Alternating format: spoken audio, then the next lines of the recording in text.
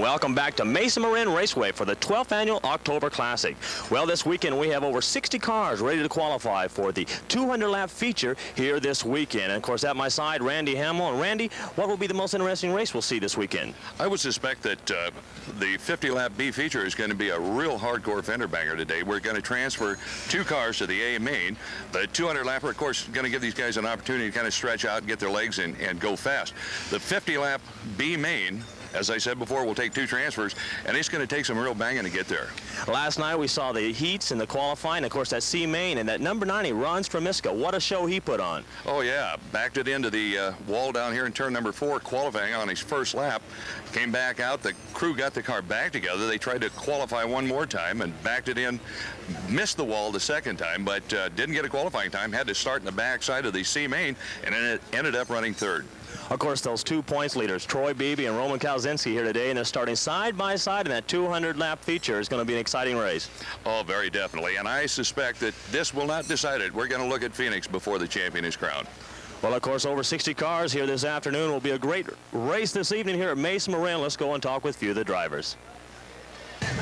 Well, Ken Pedersen's back here at Mesa Marin. And Ken, last time we saw you in the winner's circle, that August race. That must have been very exciting for you. Oh, that was the best. That was the first win for me in the Southwest Tour. This is my first year rookie and first year in stock cars, so that really meant a lot to me. This is my favorite track, and I think it's probably one of the toughest ones to win. It's so competitive. I mean, there's almost 70 cars entered this weekend.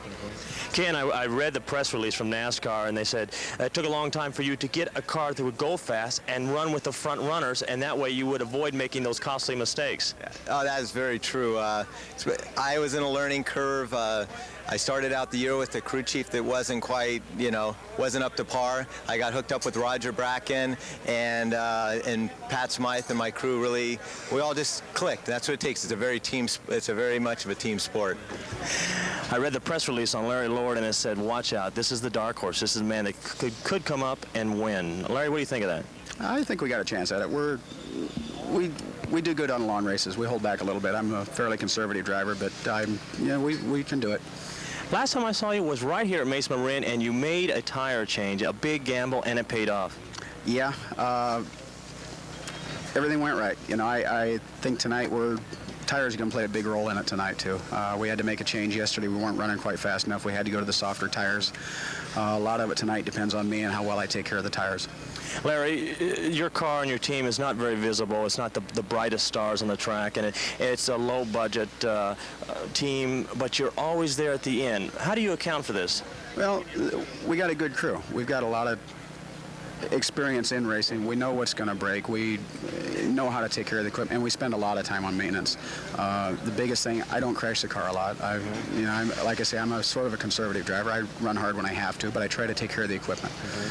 Larry, of course, about lap 100, or God forbid sooner, the pit stop will take place. And as a driver coming from this beautiful half-mile oval into a complete stop, what goes through the driver's mind? Everything.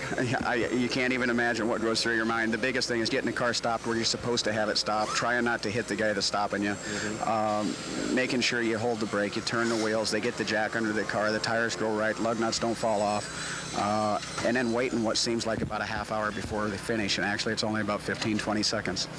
Larry, it would be a shame if we don't see you in Phoenix. Are you going to make the trip? We're hoping to. Right now it depends a lot on some of the sponsors we've got. We are a low-budget team, and if some of them don't come through, we're going to have a problem. If within the next 3 or 4 days, we're going to have to get some commitments, serious commitments out of some people before I can tell you for sure. Who is taking care of the financial package so far?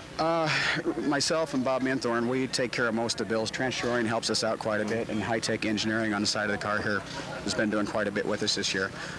George Kopel, our motor man, helps us out quite a bit on the motors, and it's a lot of people do a lot of small things for us, and it's the small things that really add up, and that's where the money comes in. It's not always the big stuff that costs you so much. Well, this might be the man who's deemed the dark horse now, but later on he might be the winner of the 12th Annual October Classic.